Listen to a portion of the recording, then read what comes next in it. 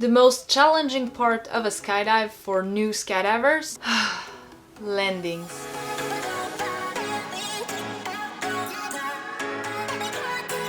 In this video, let's talk about some tips to help you improve your landings.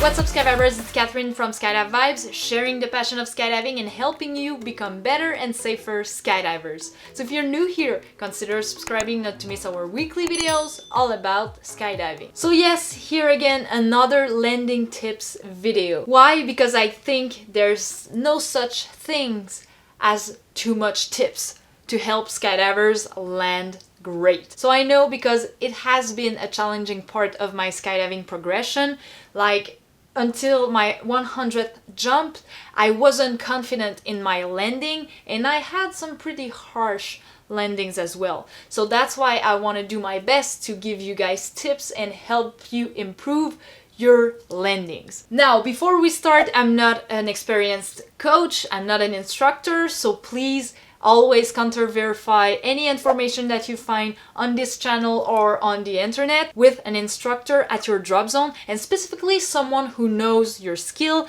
and who knows you so that they can provide personal advice to you. So here I'm giving general advices or food for thoughts so that you can discuss with your instructors. So first tip for you is observation. Observe and learn from skydivers that are landing successfully. Watch their body position, watch their flare timing, and if they have specific techniques. So just sit down near the landing area and just take a couple of hours to look at those, take notes, give yourself some exercises to do for your next jump. But observation is very great to start to understand maybe the mechanics behind a good flare. The second tip is to have a plan for each of your landings. Now, keep in mind that there's really only 3 ways to do a successful landing: standing up, sliding in, or a PLF. So yes, be always ready for a PLF. So you can plan to do a stand-up landing, but if you end up in crosswinds, downwinds,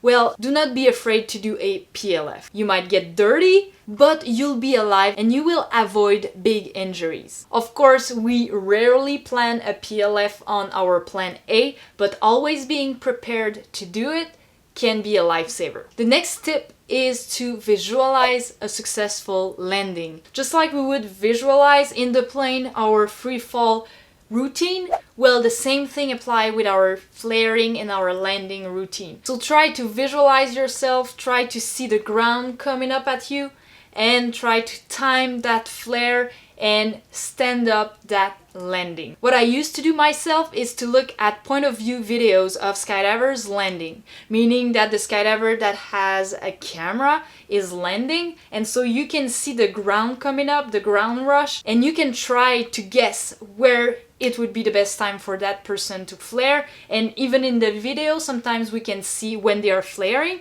so you can practice the perception that you get when the person's flaring.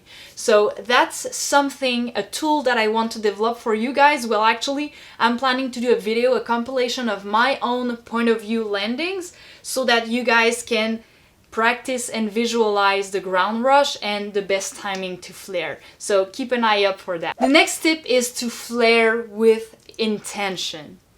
Flare like you mean to do it. Some skydivers are really shy at their flaring, and that's why they are rushing into the ground. You're not completing your flare, you're not slowing the canopy the slowest it can be before touching the ground.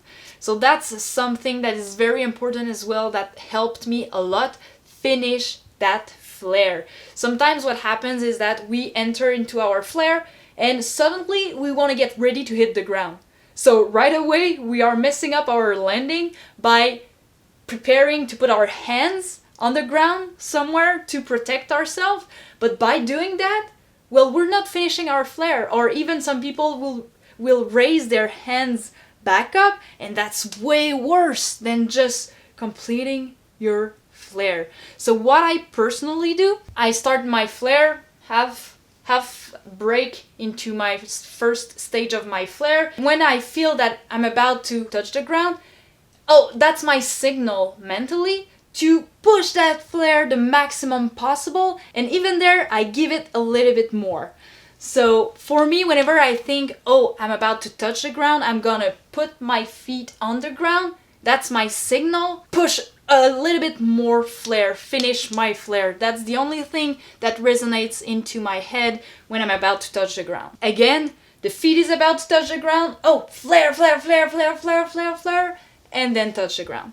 Another great element that helped me is do not rush to touch the ground, actually. When you're landing and even flaring, your canopy is still holding you up in the air. So do not try to reach for the ground. Sometimes I got hurt because I was stretching my leg the longest possible to touch the ground the soonest, but then my speed was still too fast and I wasn't prepared to absorb the contact with the ground because I was all stretched, and so that hurts more than anything, even though I was landing standing up. So another tip is to not rush to touch the ground. So you've completed your flare, do not try to reach the ground just yet. Just wait, and finally you will put your feet on the ground very smoothly. So just wait until your canopy slows down the most possible. You can even raise your legs a little bit, not to touch it too soon. And when you will feel the right time to put your foot on the ground, it will be when the canopy will stop its forward speed. The next tip is to practice your two-stage flare. You know, above the 2,000 feet altitude, you can do some drills up there, and it's very important to do so, and you can actually practice your two-stage flare. So go ahead above 2,000 feet, make sure you are in your holding area, and make sure that nobody's around, traffic, position, and altitude. And then you can start to do your first stage of the flare, feel the canopy slow down, and then complete it, and then feel again the canopy slow down a lot more. Then I always visualize myself when the canopy pitch a little bit back. I imagine myself just walking my landing after that. So in the air, flare, flare, walk, perfect. Go back up. That's a simple drill that can help you understand a little bit more the two-stage flare at your landing. Of course, it is if you've been taught to do a two-stage flare. If not, go check back with your instructor. Maybe the canopy you have is not meant to do that, or maybe the techniques practiced at your drop zone are different. That's perfectly fine, but just verify. I'm talking about the two-stage flare because in my experience it did help me to better time my flaring, because I would start it, then I would adjust if need be, and I would hold or go into the full flare faster, and then I would finish the flare at the right time afterwards. So it helped me to have better timing on my second stage, because even though I was sooner on my first stage, I would just hold it and figure out, oh, I was a little bit too soon, I'm gonna hold it and finish when it's time. Another great tip is to also use the exercises explained in the SIM, the Skydiving Instruction Manual,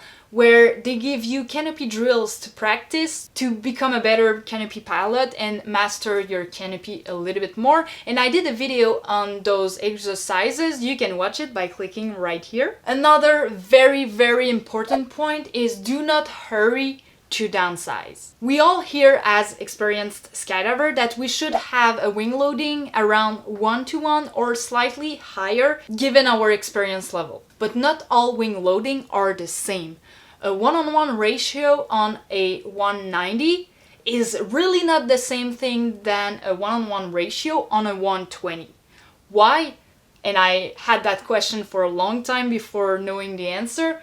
It's because of the lines. So a 120 canopy will have shorter lines. That means a way more responsive canopy and way less drag due to the line, because yes, the lines are bringing a lot of drag in the canopy flight. So a 120 canopy have shorter lines, less drag, more responsive, so it's really a more aggressive canopy than a 190 with the same wing loading of a 1:1. So be careful when you're looking at getting to your 1-to-1 ratio, maybe it's not well suited for the experience level you're at. And of course, you should never consider only your weight. You want to consider your weight at exit. So it's roughly about 20 pounds more due to our equipment on our back. And you know, there is no downside in jumping a slightly larger canopy. You can have as much fun, you can learn as much as well, and by mastering this canopy will make you a way better pilot when it will be time for you to downsize. And lastly, of course, a big tip that everyone should follow if you've not done it yet, well, do a canopy piloting course. It's very important. There are tons of courses out there. There are some courses given by the drop zones. There are others that are certified and given by canopy piloting schools, so you can actually do more than one also. So if you're not satisfied with the one at your drop zone, go ahead and try to see other canopy piloting courses. There are tons out there, and it's so important to master this part of your skydive, because in my sense that's the most dangerous part actually, because this is when you get nearer from the ground. There's traffic, there's the ground coming up, so it's very important to master the canopy flight even though your focus is in the sky. So I'm a free flyer, I like the free fall part of a skydive, but I'm more and more enticed to practice and master the canopy portion of my skydives, because this makes me a better and safer skydiver. And at the end I find it fun to actually master your canopy and being able to do some cool tricks underneath it. Alright, so that's all the tips that I had for you. I hope you enjoyed those. Let me know in the comments which one is your favorite, which one really resonated with you or rang a bell in your head saying, oh, that will help me. Let me know in the comments. You can watch other videos from Skydive Vibes right here, and I'll see you in the next one. Sky.